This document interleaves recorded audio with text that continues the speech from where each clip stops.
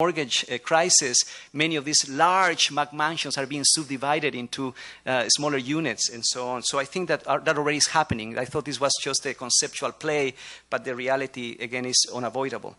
The other one that I wanted to quickly show you is that it's not only immigrants, but teenagers, the ones that are really taking over these wasted opportunities, these missed opportunities. A compendium of voice, the chronology of an invasion, where I also try to do something very simple, erasing the city from the map and just leaving the leftover natural spaces. But it's not just the physical nature of these spaces. It is the chunks of stupid planning and policy that is inserted into them that are invisible to our eyes. I'm talking about all the administrative, strange separations, setbacks, brownfields, undercapitalized alleys, and so on. Probably the most emblematic of them all is one that in Southern California, I'm sure here you don't have that, is called the Paper Street. Paper Street, somewhere you find it there. Paper Street is in the code of planning in Southern California. It's basically a street that was never built. When the planners were in their offices somewhere in a tower in downtown, constructing this grid with green markers, usually it's a green marker, once they took that grid and really juxtaposed it to the reality of the topography, they realized that in one area of the city, that street couldn't be built because it would be too expensive. So they never built it, and it remained as a paper street. Well, guess what? Who is taking advantage of those paper streets? Developers who are privatizing those chunks of public invisible infrastructure. There is a process that is called a street vacation, where a developer can apply, and if the community does not say anything, they can transform that paper street into a private property and so on. So I've been arguing that it is, in fact, those chunks of forgotten administrative infrastructure that really could be the site for a new idea of public realm.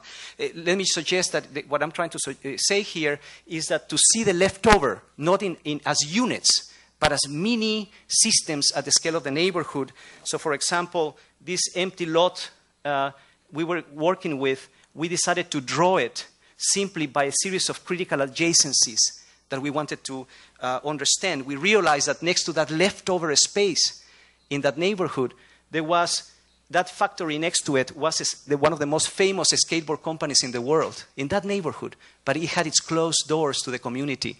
We found out that there was a church where a group of young artists were meeting to construct a memory archive for the neighborhood. Half block away, there was an elementary school, and so on. In other words, the socioeconomic and cultural infrastructure that remains invisible to our eyes, that was adjacent to these environments. I thought at that moment that an architect could become the choreographer again of a conversation across those entities that do not recognize each other because they're just trying to exist and maintain themselves alive.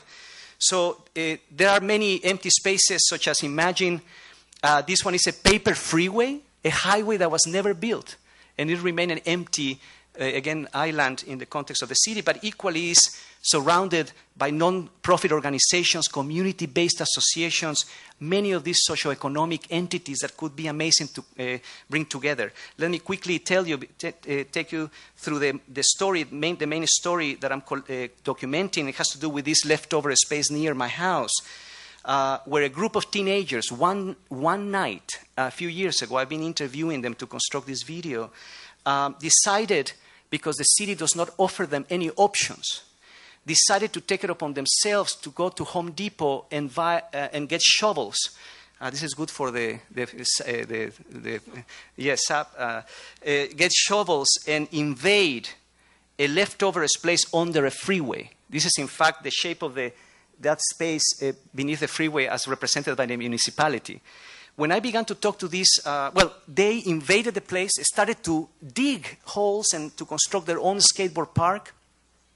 At some point, they were stopped by the police. They were barricaded. They were advised that they had to really organize themselves if they wanted to negotiate with the city. And the first thing that the teenagers did, as they told me, was to recognize, they said in their own words, the political power inscribed in that leftover space. The jurisdictional power. Whose territory is this? they found out that they had been lucky because they had not dug on their state agency, which is called Caltrans, that governs the freeway.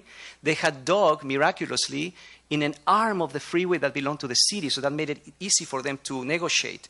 Second, they found out, they were lucky, that they began to dig in a kind of Bermuda Triangle of jurisdiction, because they operated between Port Authority, Airport Authority, two different city districts, 2 different city council members, a review board, and so on. They recognized the jurisdictional power where they had begun to dig, because behind that jurisdictional power there were faces. There were people that had budgets and policies. So they had to organize themselves as skaters to engage the city officials. They made the city attorney and the city council members. They were advised to become an NGO. They had to become versed in how to operate as an NGO. They had to contact other skateboarders from Northern California who had gone through the same experience to get these transfers of knowledge is important. They had to get a lawyer. They had to construct these bylaws, get insurance, begin to produce budgets, collaborate with other entities, negotiate with engineering departments, open space departments, and so on. What I'm trying to suggest is that this complexity of understanding what is the political and economic power inscribed in the territory has been absent from the discourse of art and culture. Because those budgets, those policies could become material for the artists, and this is what these teenagers were able to tell me, and ultimately they won the case building, 2 minutes? Building their skateboard park under the freeway. I have to then, oh my gosh, well, I might try to ignore something, but anyway, but it is this idea of conflict as an operational tool that really was in my mind when we visited that neighborhood of the Livable Cities Agency, where the lady took us through the creek, and she was talking about that bridge and how it would be great to beautify it. And while that might be a fine project, when Lisa pointed out to me that on the other side of the creek there were factories, and the people who worked in those factories parked their cars in that neighborhood, I began to realize again that this is an example of what I'm trying to talk about, is that beyond beautification, we need to understand the conflicts across these communities and sectors and institutions, because it is in the triangulation and the relationship of new possibilities across those that where a new project might emerge. Redefining density in this context means exactly that. I was at the dining room the other day, yesterday, and for some reason when I was sitting down, the mullion of the window edited everything below, and all I could see was the top of these small houses, and reminded me of the bucolic landscape of Southern California, these Mac mansions on the hill. But when I stood up, I realized that there were larger tentacles. But I realized that in the end, it is these extremes that we continue to operate. Large private single-family residences, private ownership, and on the other, a kind of multifamily housing in steroids. And none of those extremes really are viable at this moment. We need to construct in-betweens that I think are necessary. So this Levittown and steroids is what continues to perpetuate the urbanization of Southern California, but also that sprawl that in California is horizontal, that sprawl, as Keon Park suggested yesterday, is also vertical in many of these cities. So the point here that I wanted to make is we cannot continue to look at density in the abstract, just as an amount of units thrown on the territory responsibly, in isolation to other things. The idea that this is the first thing that we need to demolish, this notion